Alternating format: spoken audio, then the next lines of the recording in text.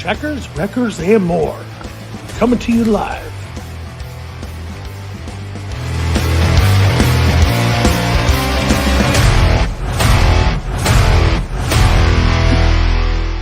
Now your host, Paul and Chad.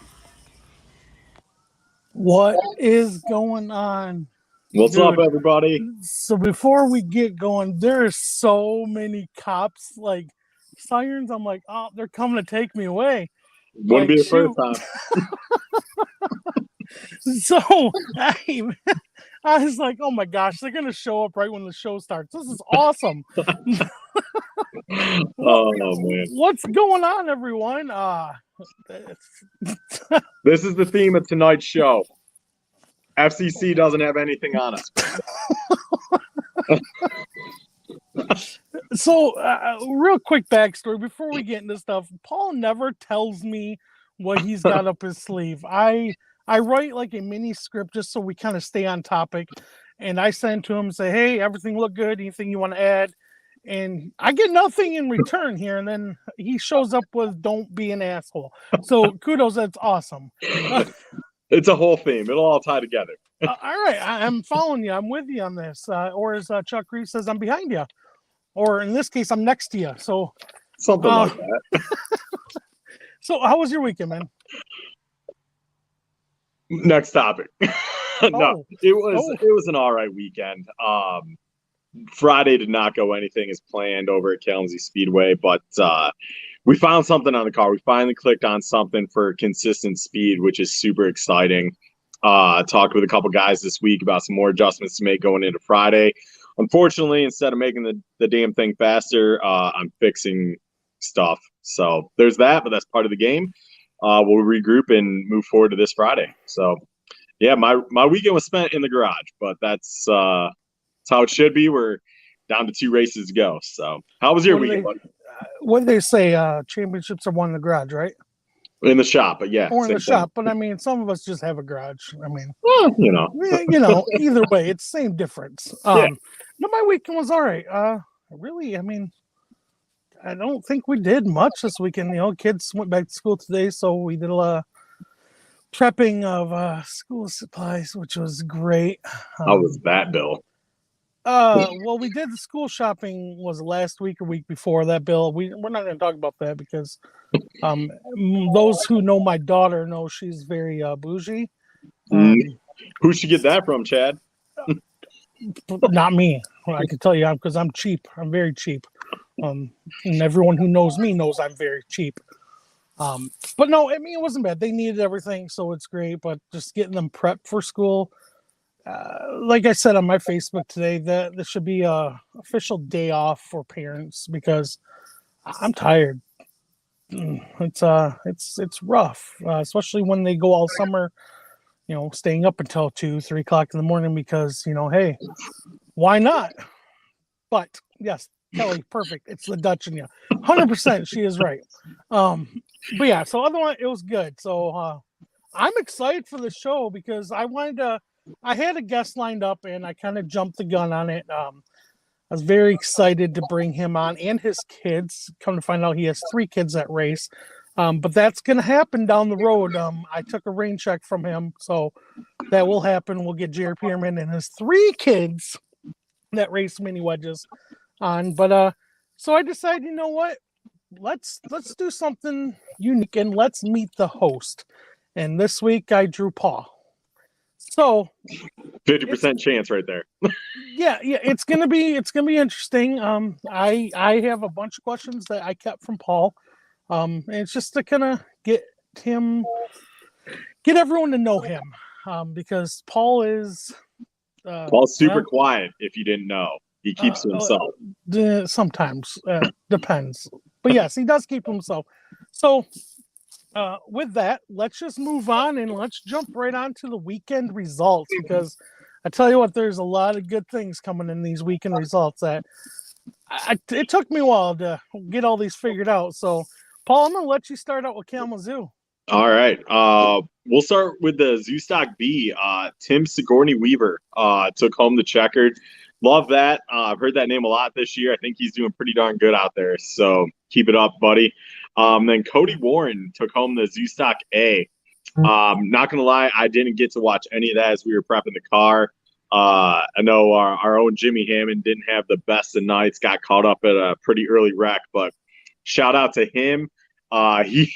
It was not our weekend for tie rods.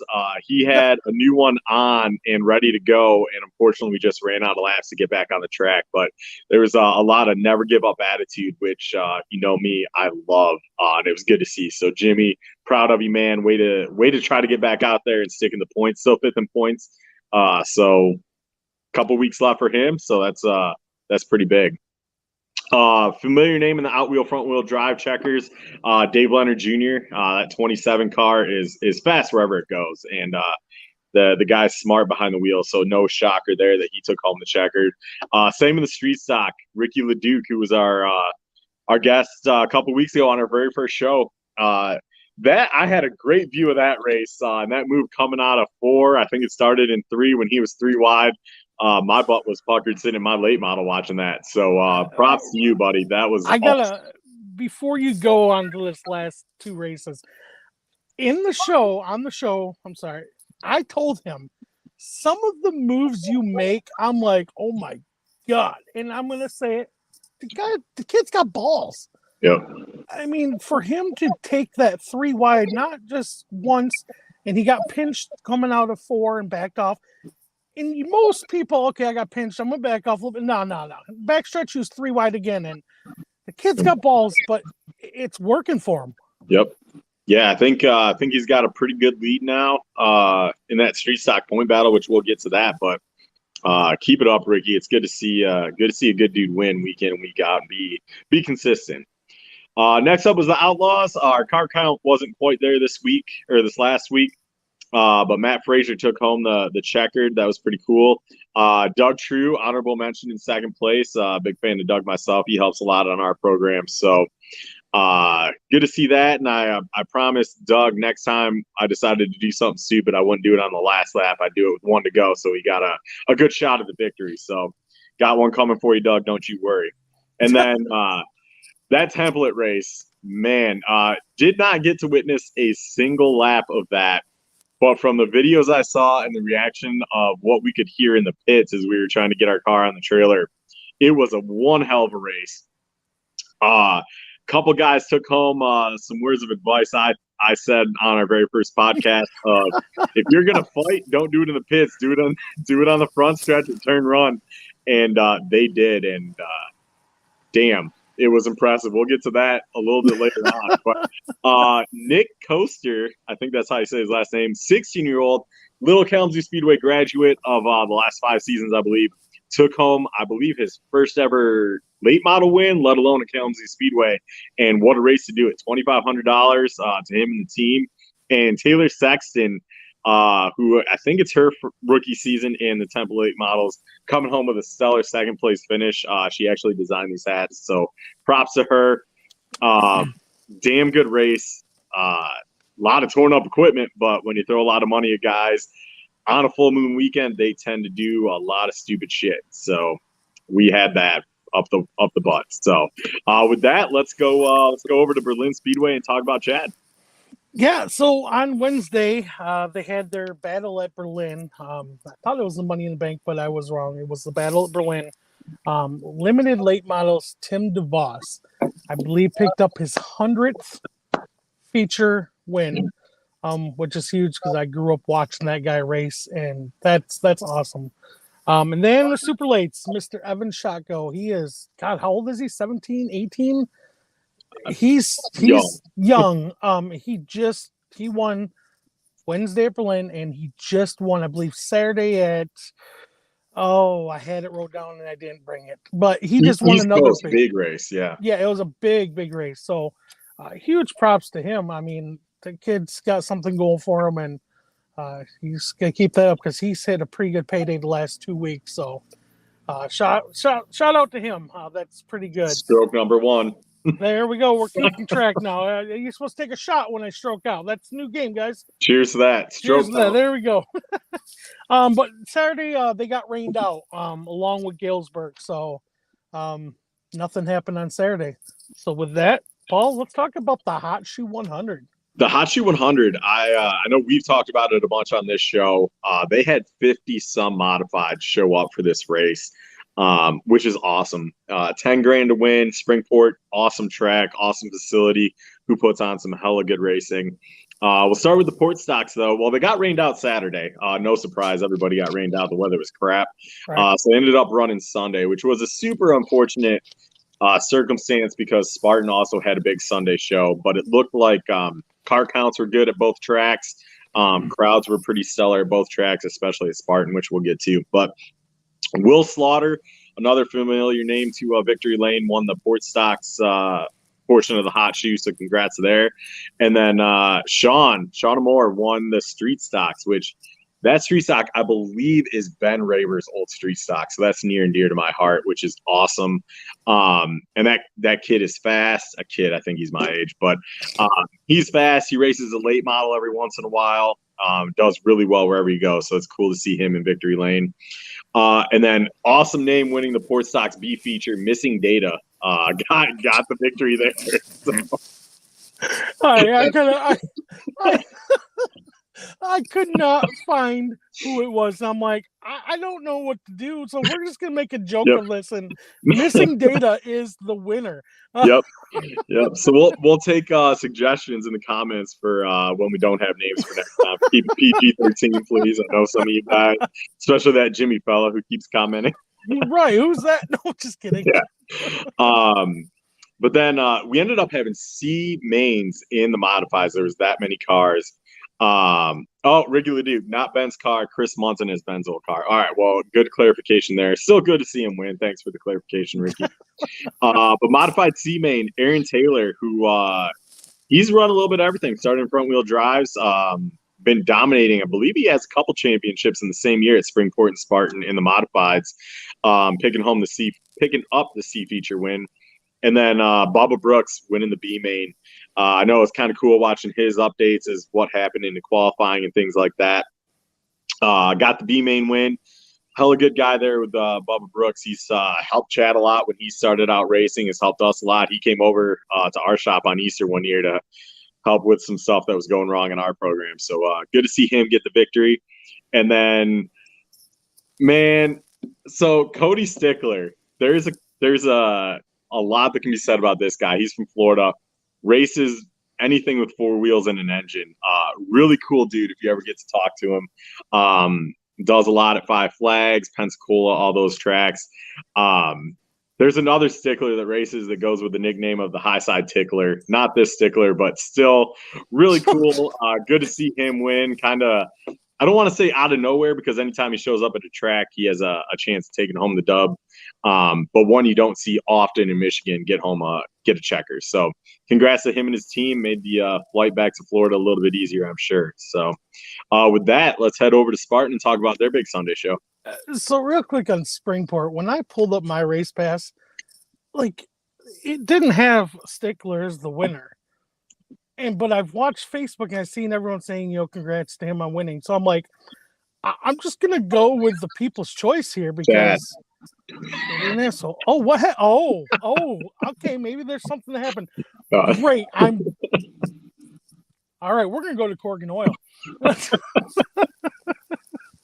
So this one's a fun one because this is one of those events where, like, school bus figure eight. So we're just gonna jump right in with school bus figure eight winner Wayne Parkhurst Jr.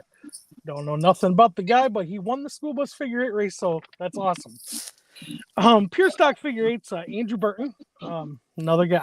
I don't know anyone over at Corgan, so congrats to these guys. Hopefully they join the show one day and we get to know them. Then we got the pro late miles, Keegan Sobilio. I'm just gonna go Keegan S. Thanks, Paul. I appreciate it, bud. Then street stocks, Tim Lahar, and I probably messed that last name up as well. I'm thinking Ricky Leduc needs to head over to Corgan and see, he's a good guy. So yeah, good job, Wayne. Ricky, you need to get over to Corgan and take a win over there so I can actually pronounce your name. Outlaw front wheel drive, Gord Alabalis. Man, I don't. You're doing great, buddy. These last names, I should have given you Corgan because now I'm looking like the fool here. Anyway, then pony stocks, we got Drew Blom. I'm hoping that's his last name. It's not Bloom without the other O. At least you're smiling and laughing. But yeah, that's Corgan. They had a huge event, so kudos to them. Like we've talked about before, these events that they're pulling out of their butts is working, and that's what all tracks need to look at doing. So with that, let's talk about New Paris. I wasn't going to throw New Paris in there, but they deserve an honorable mention. Yes, they deserve an honorable mention here, and I'm going to let Paul talk about it. Yeah, so they have a big memorial race, for lack of a better term. It's called the Flagger Boy 50. It's been gaining momentum the last few years. They had 54 street stocks time in to try to make this race, which they started in the 2024 category. So that's awesome. Congrats to everybody that made the trek down there. If you've never been to New Paris, you should go. You should go for the Sizzler and just people watch. It's a fun time. You will not be disappointed, and the racing's pretty darn cool too. So we'll start in the mini stocks. Harley Borntrager, these names. But good job, Harley. Mini stocks used to be huge everywhere. It's cool to see New Paris still running them. I love those old Mustang Fox bodies. I can't talk. So we're just going to move on. Stroke number one for Paul. The Hornets, which is front wheel drives for those that don't know. The Hornets B, Rex Evans took the victory. So congrats, Rex. And then Kevin Whitmer took home the A main. That name's pretty familiar. I don't know if he's been to Kalamazoo, maybe for Super True Nationals or just every once in a while. That's pretty cool to see that name back on there. And then they run limited lates, just kind of like Berlin does, things like that. A familiar name that's in the street stocks that's moving up, Bug Schisler. That's awesome. Good for you. That car is beautiful. See it on Facebook. I believe you were at the Intimidator 100 this year. It's a gorgeous looking car, so nice job there. And then A, B, and C features for the street stocks. That's awesome. Two different tracks, two different races. Getting C features this weekend. That's awesome for the sport. And the C feature, Bud Hybels took that home, so great job on that. And then Ricky LeDuc took home the B feature with a time that I believe was faster in his feature than was done in the A mains. So that guy's onto something up there, and I know he's not had the best luck over at New Paris, so it's good to see him pick up the W, and probably next time we'll see him in victory lane in the A main. So nice job, Ricky. And then Austin Maynard taking home the A main. That kid is a wheelman. I'll say a genius when it comes to setting up those cars. The guy works harder than probably 80% of the people in the pit area on his vehicles. So great job. Keep it up. Guy dominates wherever he goes. So nice job to everybody in victory lane over at New Paris. And go check them out down that way. You're not far from Shipshawana. Pick up some good food and watch some horses. There you go. That's a great ending to that. Just a little side note on that. I was just told, don't be an asshole. That's 3. Bud Hybels and Ricky LeDuc, both obviously Kalamazoo locals, so that's huge for them to go up there and bring some back to the west side there. So let's talk about this South Bend crash. And I know when it got posted on Saturday, I was a little nervous because that's the worst thing anyone wants to hear is the involved fans. Yep. From what I understand, they're okay. Everyone is fine. But it's just a scary thought, and that's what I'm going to go to. So I don't have a Paul's final thought, but step away from the fence or the gate. Like, just be smart. These cars can do anything, and you're in the wrong place at the wrong time. You're going to get hurt, and obviously that's what happened. Luckily, they're okay. But that's a driver's worst fear. I mean, if I was the driver of whatever car hit that, I don't know if I'd be able to get back into a car again. So just stay back from the fence, stay back from the gates. Just be smart. Yep. Anything you want to add on the South Bend crash? Because I know you probably got your opinions on that, or no. Just hope everybody has a speedy recovery. It's a tough deal all around, so not much needs to be said on that. Hope we can learn some stuff from it and make adjustments. It's the biggest thing. I agree. All right. Before I start my interview with you, we got to talk about this template race at Kalamazoo. All right. Buddy Head and Dylan Stovall. And I believe they were running 1 and 2 side by side for like 17 laps. Like you said, we didn't watch it. We were too busy trying to get your car. But I'm going to tell you, when that accident happened, we said that sounded like a big crash. Oh, red flag. I hope everyone's okay. Then all of a sudden, the whole place erupted. Yep. What's your thoughts, man? Because I got mine. I loved every minute of it. Obviously, you never want to fight a competitor because a lot of blood can spill into weeks moving forward, a lot of time and money and a lot of resources. But if you guys remember back to our first episode when we talked about a certain fight that happened in a C feature in front wheel drives, I said, if you're going to do it, give those people that paid $15 to get in the stands a good show. Yo, Buddy Head and Dylan Stovall did just that. The videos that have come out are pretty, I don't want to say awesome, entertaining. That's okay. I got to say awesome because Dylan speared Buddy Head. Like, pulled out some WWE and speared him. Yeah. Yeah. And the hop over that wall, props, man. I think you missed your calling as a high jump champion, but it was entertaining. I hate to be that guy. I know the word suspension's been thrown around the last couple days as this thing kind of unfolds. I personally hope it doesn't happen until after the season because they're up in the points. I agree. Figure it out. Get it going for 2023. 2023. Let these guys finish out the year. We only got a couple weeks left. It's a racing deal. There was a lot of money. I get that. I agree with you there. But if we allow that, or if they allow that, what's going to stop someone else from just busting someone's face? Because, hey, we can just sell this next year. Well, suspensions clearly aren't solving the fighting issue, though.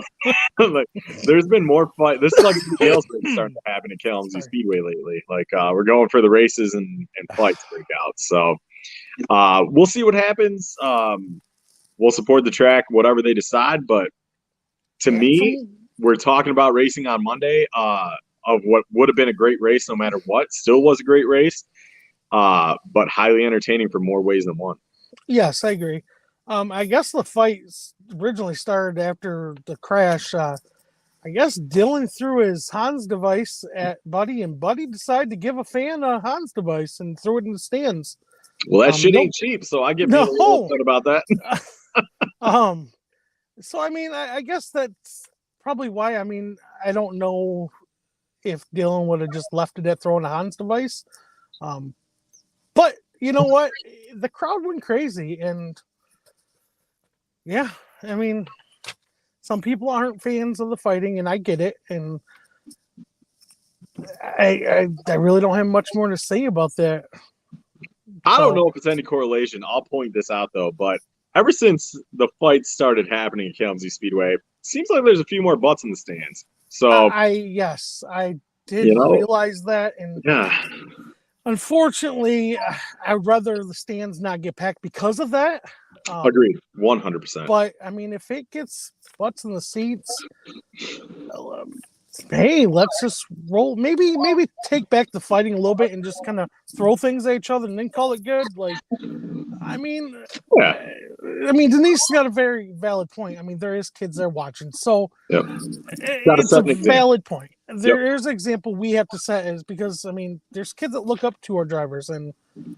Maybe just throw something like AJ Foote. We've talked to him a couple weeks ago at the track, like the famous steering wheel. Throw the steering wheel. Yep. You know, it's and then be done with it. Well, he threw it twice, but then be done with it. Hey, if you can catch your first throw to throw back, you deserve a second shot. I agree. Yeah, I agree.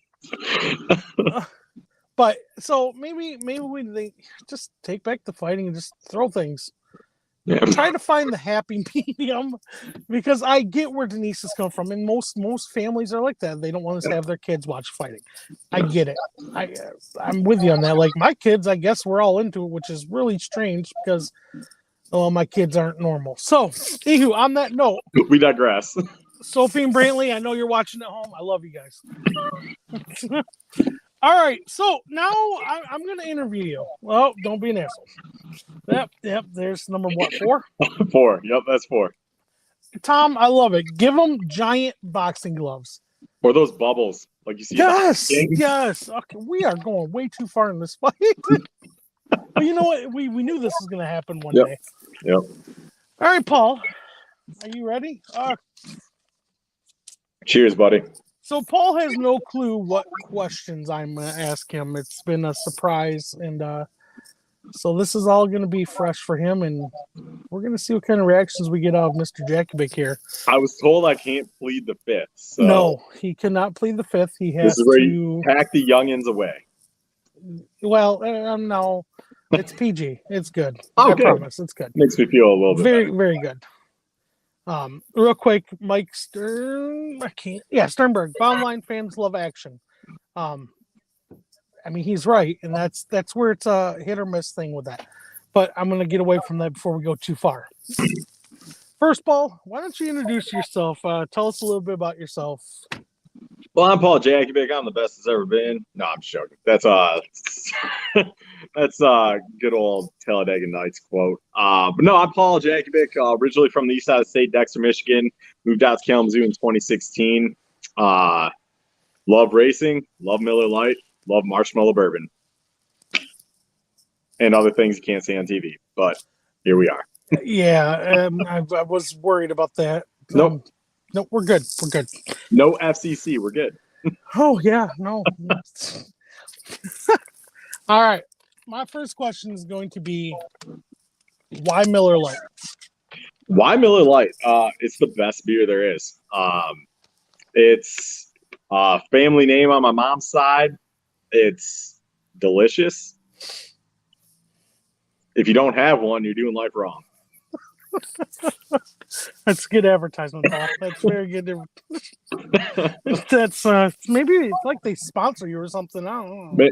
I just found out my nephew's watching, so I got to be a little somewhat good. Hi, James.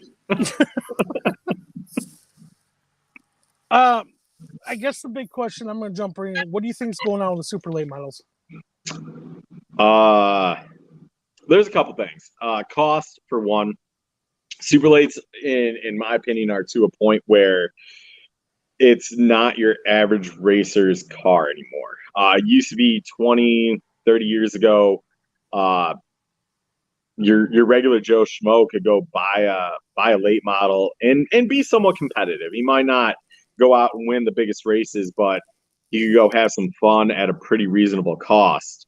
Now, on a regular night, and I'm not throwing any track under the bus here, but by the time you buy 4 tires, pit passes for 2 or 3 guys if you're lucky and don't have more, fuel, food, all that, you're $1,000 in the hole. And when start money's in that 250 to 400 range, it's a tough bargain. You got to hope you have a bunch of good sponsors in your corner, and you got to hope you have some deep pockets. Now, on the other hand of that, we have big races like the Kalamazoo Clash, the Sizzler at New Paris, where we used to have C and D features, and now we're running A mains. We'll start whatever shows up. So I think cars are just getting to that point of technology where a lot of guys just don't have the funds to do it. And another problem is the younger generation coming up through the ranks. Unless you got a big name or a big sponsor backing you, getting into a late model is probably going to be a template late model versus an outlaw late model because you can go travel across the country. That being said, I will take an outlaw late model race over a template race any day. And I'll argue that. So, okay. So, kind of back shot a little bit here. What goes through your mind while you're singing the Make Ready shoot? I've asked you this in private before, but I want you to just. I'm going to ask every guest we have this question because it's fair. It's fair, so tell me, what goes through your mind when you're in that Make Ready shoot before a feature? It's kind of crazy. And you and I have had this talk, which I'm sure is going to come to a question later on. A level of nervousness that's supposed to be, or is normal. Obviously, you're getting ready to do something pretty crazy to the average citizen. You should have a lot of different emotions: nervousness, excitement, things like that. I usually say a quick prayer, just asking for a safe race, hopefully bring the car home in one piece, and hopefully a good run. Say a good thanks to getting us to the track and getting us to that point in the season. But I tried just to zen myself out for the most part, not really overthink things or plan too much, because you can only plan so much in a race car because, as you know, that green flag flies, you're going to get hit in the rear end, and what you plan to do ain't going to happen. Yeah, no, I get it. Most memorable race? That's a tie. Probably the most memorable race when I won my first Outlaw Late Model feature at Spartan Speedway, just because I had a lot of friends and family there. And watching them, they were able to cross the track because the photos were taken in infield. That was really cool. And then I ran Super Pro for a couple years back in the late 2000s. And I ran this race called the Gold Cup at Bearfield Speedway, which, if there's a track I wish I could have a redo at for like 4 races, that would be one. It's a half mile, and man, did I suck at that track. I was never good, never did anything worthwhile, destroyed a whole bunch of equipment there. But I remember they parked everybody on the front stretch. Fireworks went off, and my mom was my spotter, so she was up in the spotter stand at the time. But my dad was the crew guy that was allowed on the track to help me get me into the car. But fireworks are going off during the track, and he just looked, and he's like, "Take this in. This is what it's all about." So that's kind of always stuck with me, and I know I've talked to you about that at certain big races. Like, enjoy the moment. Just enjoy what we get to do and are sort of so fortunate to do. I've never heard that story. That's a good one. You've never told me that, so I like that. All right, Mr. Jakubik, what are your struggles? Ooh, figuring out this car. That's the biggest struggle. I grew up on old school technology, not bump springs and rear steer and all that stuff. So getting acclimated to how fine tuning the adjustments go. The 1/8 inch shim makes a world of difference. Whereas, we used to do 2 or 3 rounds worth of wedge to get a little change in the old car. So that and confidence, I'll say it. Confidence lacks at Kalamazoo Speedway. I know what I'm up against, and I know what we have, and we're getting there. I was proud of us Friday in that feature before I had my little incident. So I think we're onto something, and I'm excited to kind of see how these last few races pan out. So I'm gonna say something about that Kalamazoo race because yes, you start on the pole, not the start you really wanted to have. I can tell you, everyone in turn 1 and 2, their butt puckered. Butt puckered. Yeah, I bet. But you got out of it. You were catching Seneca, and that says a lot.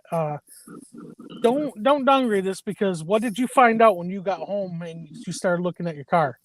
Well, we ended up breaking an oil line fitting, one of the 3 that go into the pan of the engine, and it was spraying oil along the entire right side of the car. So it explains why we got loose so fast in that feature and why we fell back so quick. But and why you spun out? Well, still, yeah. If you remember the first episode we had, I went on this whole spiel about take what your car can give you. Yes, I was loose, but I should have just accepted where I was in that race and rode it out. And I'll kick myself for that for a long time, because we're not making the car faster, we're rebuilding stuff, and I hate that. So it is what it is at this point. I get it. So tell me about your worst racing experience. Bearfield Speedway. This is real easy. 2009. I know this story. Mosquito? I think it was a fly. Oh. No, I broke a panhard rod coming out of turn 2. Thought I was just getting loose, so I put some wheel back into the right. Ended up, the car hooked right real quick. Caught air going over the backstretch sideways, and I had enough time to kind of look over to see what I was going to hit. And they were concrete filled tractor tires, and hit that on driver's side. From there, I don't know what happened. I was knocked out. I kind of came to down the backstretch. I went to radio my mom. Like I said, she was my spotter in that series. And I was like, hey, I'm okay. Just need a minute. Come to find out, as the safety crew and the guys that ran the series came over, my radio was like 200 yards past my car. It just flew out. My head hit the concrete tire.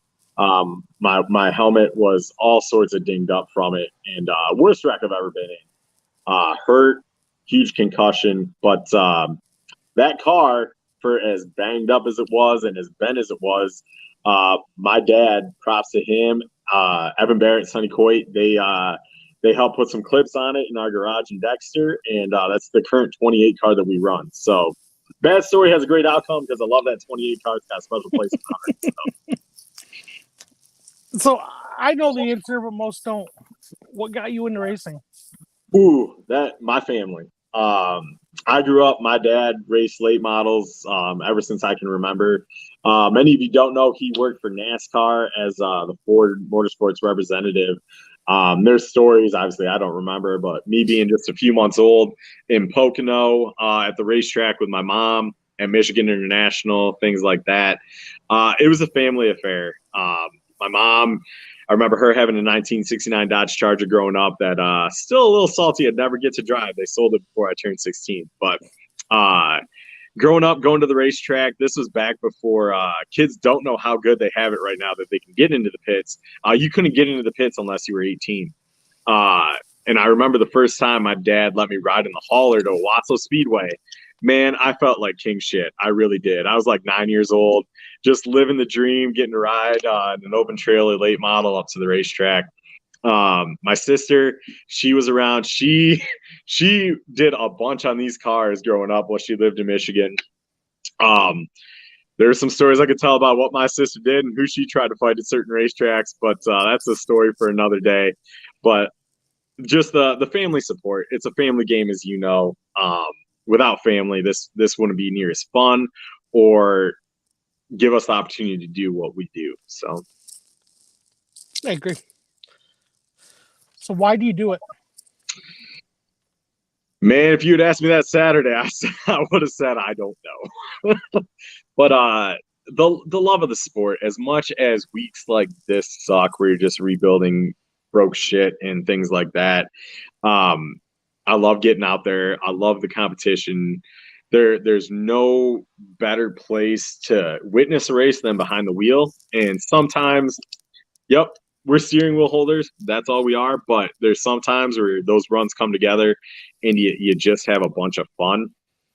The friends and family you meet, man, Chad and I worked together back in the day, and he came and crewed on my car.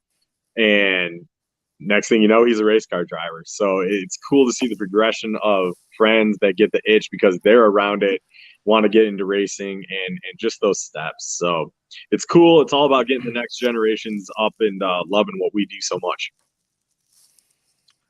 So tell me about PJP and PJP. Paul Jakubik Performance. It's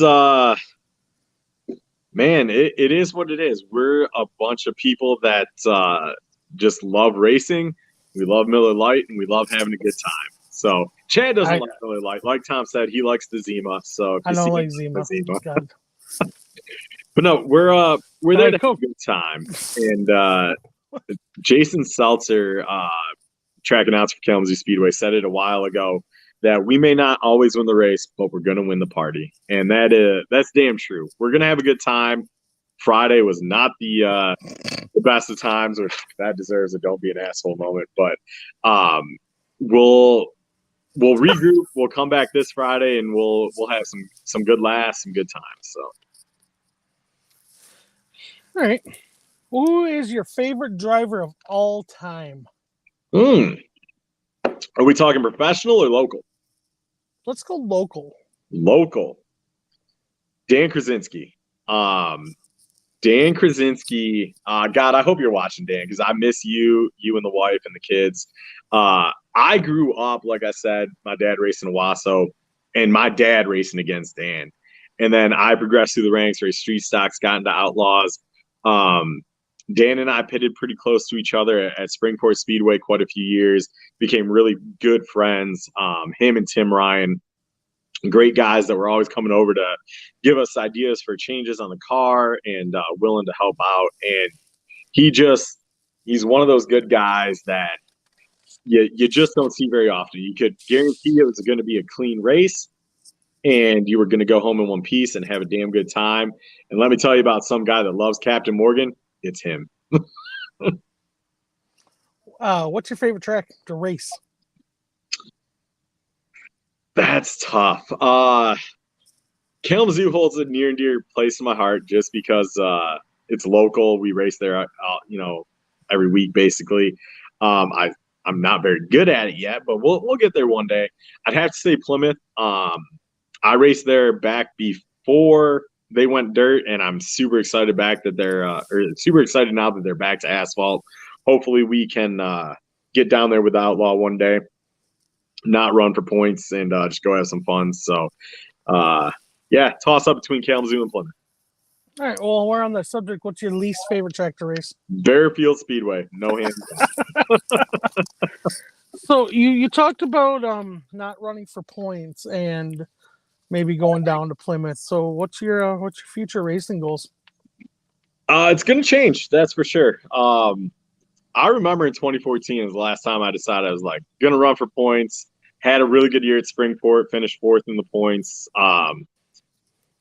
I don't know why I decided in 2019 I was going to do it at Kalamazoo Speedway and run for Rookie of the Year and points. We did it. Didn't do it exceptionally well. We had a hell of a lot of issues that year. Finished 12th in points, but we did get Rookie of the Year, which is sweet. I told myself that year, I ain't never going to do this again. I want to run for fun and not be as stressed as we are trying to get cars around in a short time span to go chase things. So next year, definitely going to be a change in that direction. We'll see. We'll see how the next 2 weeks pans out. Yeah, here we are, 2021. You're seeing third in points, 33 points out of championship. Just throwing that out there. It's 2022. Did I say 2023? You're not supposed to correct No, me. You're supposed to just let 2021. it go. We're going to see if our fans are actually following here. All right. A lot of people want to know why the high side.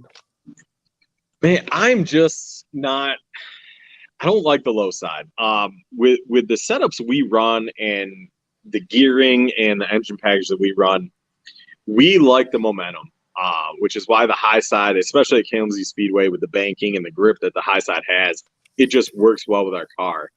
That being said, we found something that seemed to kind of work on the low side this last Friday, which is pretty exciting moving forward because we were still getting that run off the corner.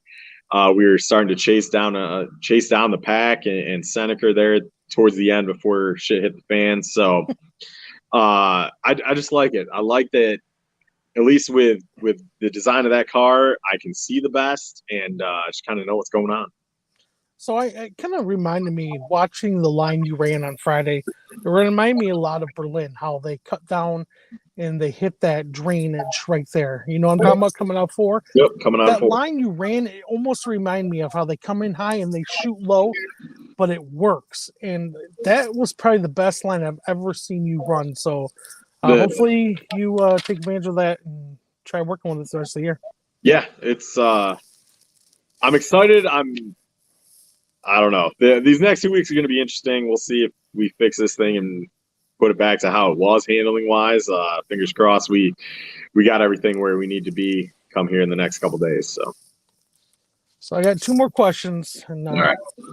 Last one of them is, you never give up. You stay out no matter what. Even if you're 10 laps down, you lose power steering, you always stay out.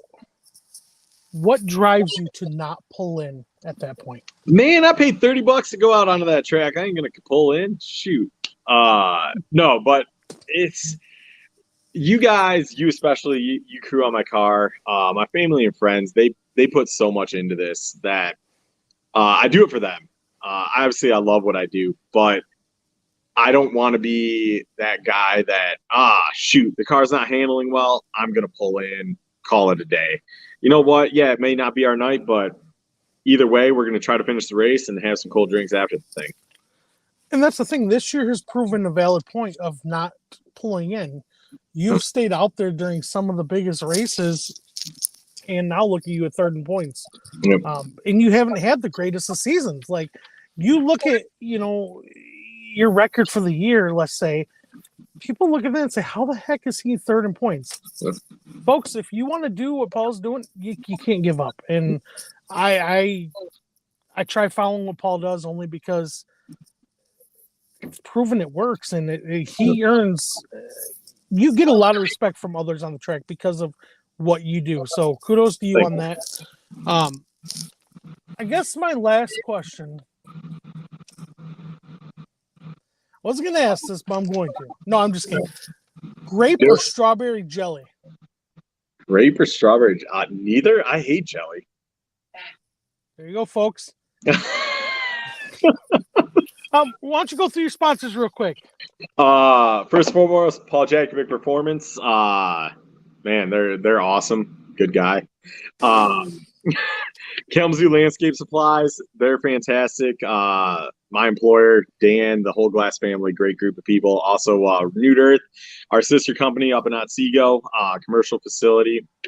Gillette's Landscaping, they do great work. If you follow me on Facebook, they did my driveway at the house. Troy is a fantastic dude. Doug True and True Performance, the 51, that was his brainchild. So the guy is a genius when it comes to fabrication, and is just an all-around good dude who also likes Miller Lite. Goes hand in hand. 131 Auto Care, Jimmy and the boys down there. They have fixed so many cars in our lifetime. Have helped with changing race car tires. You won't find a better group of guys. Take them a Twisted Tea if you go down there and visit them, because they'll definitely put it to good use. Miller Lite, obviously, it's our official sports drink of Paul Jakubik Performance. Who am I missing? Oh, Dan Nimitz, Amsoil. He came on probably mid-season. Took over a near and dear friend of ours to God, honestly, Phil Bozell. They got us kind of referred to them. He is a great guy to work with. Delivered our stuff to Kalamazoo right before the clash so we could get it all situated. So great guys. 99 Signs. They did the all the decal work on the 51. Yeah, On Track Design. They're on the car. They take great photos. They're more down in South Bend range, New Paris range, but great people. Mom and Dad, without them, none of this would be possible. So love you guys. Thank you for everything you've done in my entire career. Mary, who has done more work in the last week on a race car than she probably cares to ever do. So you say Mary. Who's Mary, Paul? Oh, that's Mary. She's the one that handed us the to-go sign the other day. So she's great. She comes around to the racetrack once in a while. So you don't see her. She's like what is that creature? Bigfoot. You may not always see her, but she's there. Whoa. All right. I'm gonna just say this because this is what the show is all about. Don't hold this up. Yeah. You need that for yourself. I believe one day, and Mary can correct me on this, Paul called Mary a heifer, thinking that it was all right. a baby cow. First off, yeah, there is not one country bone in this guy's body. I am bougie as F. I do not like being outside. Yeah, I thought a heifer was like the little baby cow.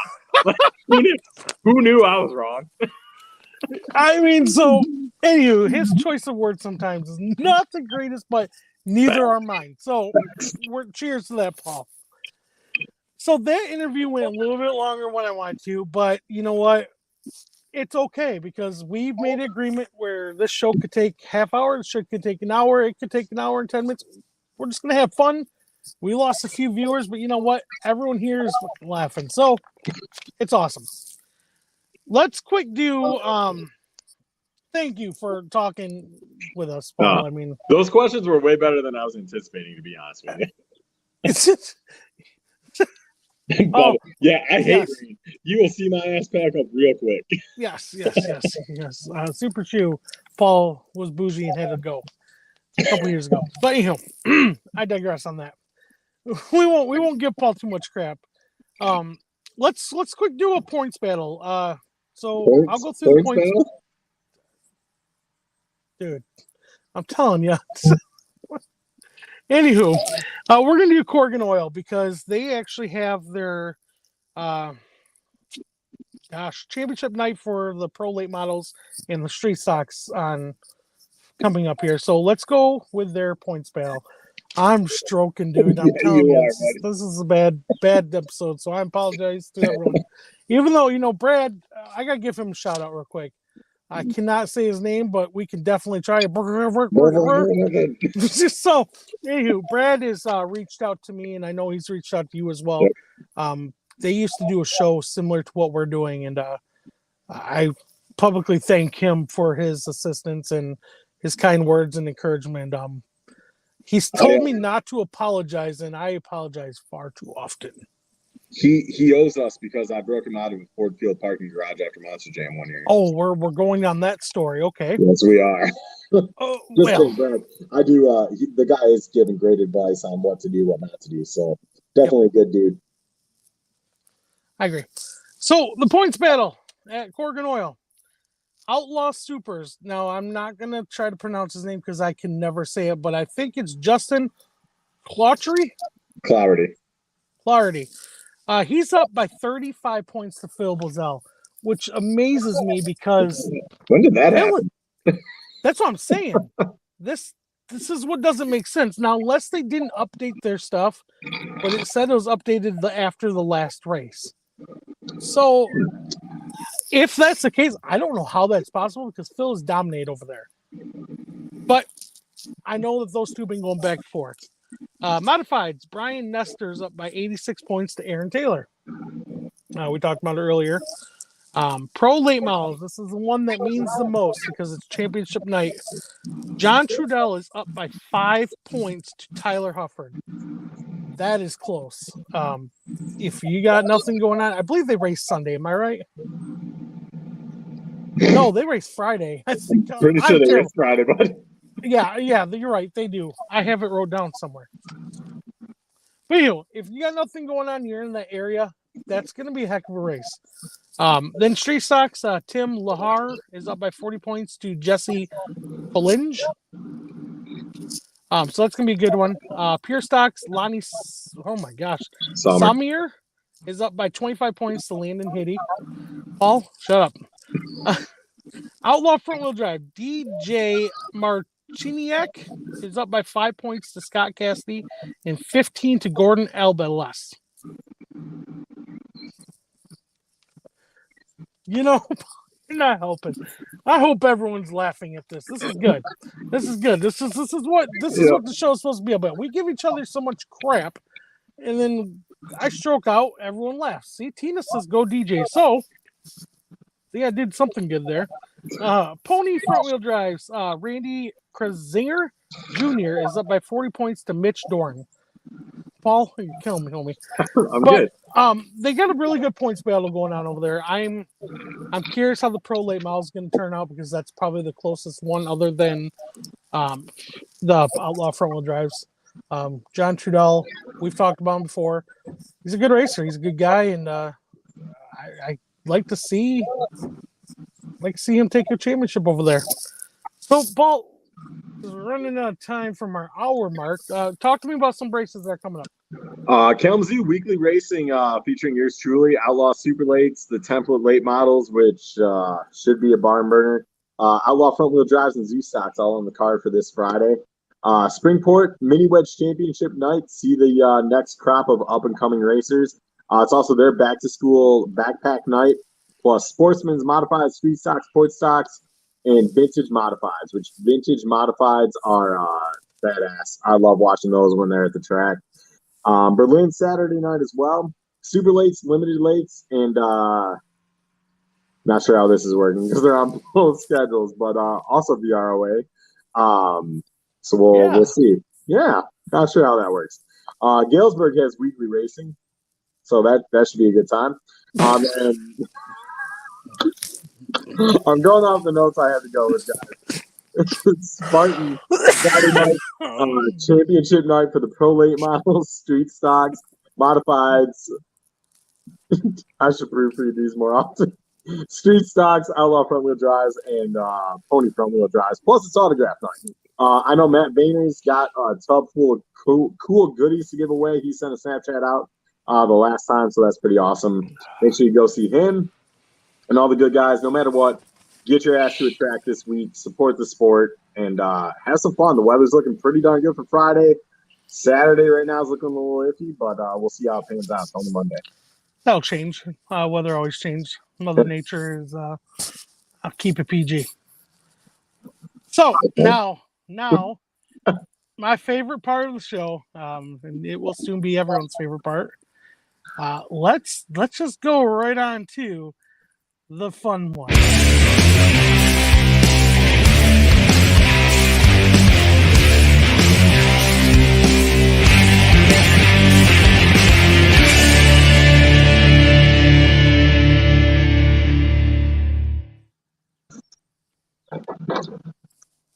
Don't be an asshole is the name of this segment. I actually typed this one up. I had an epiphany laying under the car Saturday. I may have taken a nap, and this all came to me in a dream. Jury's still out on it. So I'm going to read this because I actually did type this one up. Don't be an asshole. It's pretty easy. Listen, this isn't NASCAR. This isn't the World of Outlaws. This is a hobby.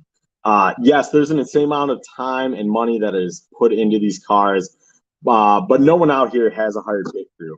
It's friends, it's family who are all there volunteering their day to come help us as the drivers chase a dream. Treat them with respect. This last Friday, I lost my cool a few too many times, and it's not a good feeling when you can see it in your team's eyes, that disappointment. It's not disappointment in how the car's running, it's disappointment in you and how you're acting. We all know it's a pure emotionally driven sport, but that's no excuse. The highs are really damn high when they happen, but the lows are really damn low when they happen as well. So be sure to take time out, thank your crew. Really thank your crew. Teach them what's going on if they're new to the sport or new to what you're asking them to do. Appreciate their efforts and their sacrifice, because it's just as much as what us as the driver sacrifice to get to the racetrack. So to my team, Chad, Dave, that were out there on Friday, thank you. Not for the hard work you gave me Friday, because there was a lot of it, not just Friday, but all year, but for sticking with me Friday, as I was an asshole. This week, we're going to get back to having fun.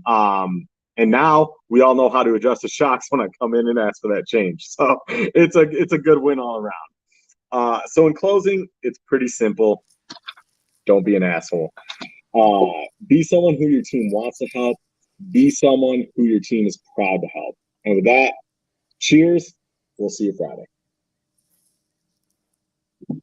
I like that. I forgive you, my friend. We're not even going to talk about it because it was rough. Yep. But very well put. Yep.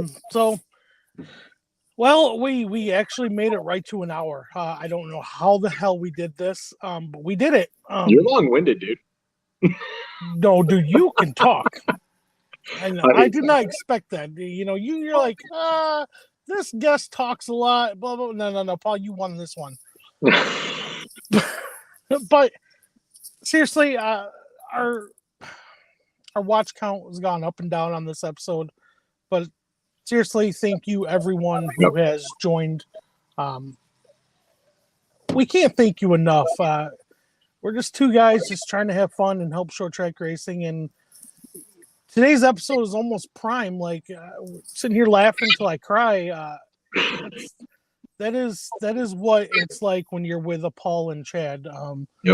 We have fun, and we're gonna have fun, because if we have fun, then typically everyone around us has fun.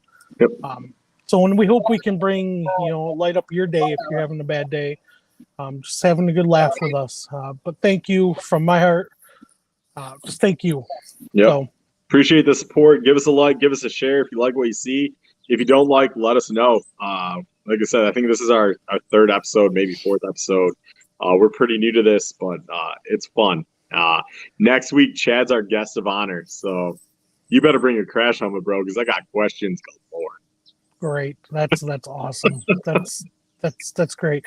Yes, Chuck, keep the boat afloat, and we're going to keep my other saying off the air. Oh, thanks, Lauren. Oh, yes, Lauren, thank you. Much love to you.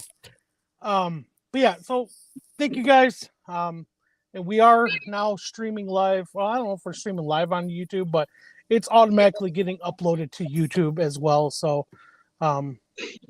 see what happens on that side as well. But I'm not going to make this any more long.